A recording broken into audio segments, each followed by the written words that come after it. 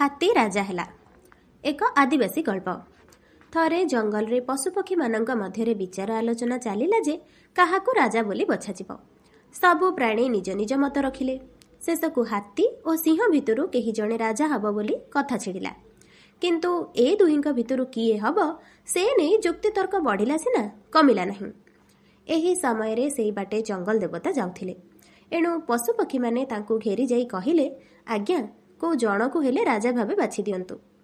ଜଙ୍ଗଲ ଦେବତା ସମସ୍ତଙ୍କ ଆଡ଼କୁ ଥରେ ଚାହିଁ ଦେଇ କହିଲେ, କାହିଁ ଜଙ୍ଗଲ ଗାଡ଼ିଆ କୂଳରେ ରହୁଥିବା ବେଙ୍ଗକୁ ତ ଦେଖୁନାହିଁ, ତାକୁ ଡକାଯାଇ ନାହିଁ କି? ପଶୁପକ୍ଷୀମାନେ କହିଲେ, ଆଜ୍ଞା, ବେଙ୍ଗକୁ କାହିଁକି ଡାକିବୁ? ତାକୁ ଜଙ୍ଗଲରେ କିଏ ବା ପଚାରେ?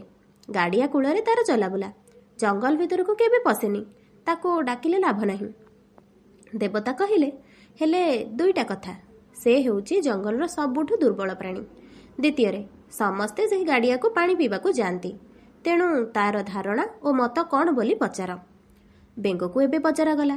ବେଙ୍ଗ କହିଲା, ଭାଇମାନେ, ସିଂହ ପାଣି ପିଇବାକୁ ଆସିଲେ ଆମେ ଲୁଚୁ, କାରଣ ସେ ତଳକୁ ଦେଖେନି। ତା ପାଦ ତଳେ ଚାପି ହେଇ ମୋର କିଛି ପିଲା ମରିଛନ୍ତି ମଧ୍ୟ। କିନ୍ତୁ ହାତୀ ସବୁବେଳେ ତଳକୁ ଅନେଇ ଧୀରେ ଧୀରେ ଚାଲେ। ମୋ ପିଲାମାନଙ୍କୁ ଦେଖିଲେ ଅଟକିଯାଏ। ହାତୀ ପାଣି ପିଇବାକୁ ଆସିଲେ ଆମ ମନରେ ଭୟ ନଥାଏ। ଜଙ୍ଗଲ ଦେବତା କହିଲେ, ହାତୀକୁ ରାଜା କର। ଏହାର କାରଣ ବଣର ଦୁର୍ବଳତମ ପ୍ରାଣୀ ପ୍ରତି ତାର ମନୋଭାବ ହିଁ କହୁଛି ଯେ ସେ ରାଜା ହେବାକୁ ଯୋଗ୍ୟ।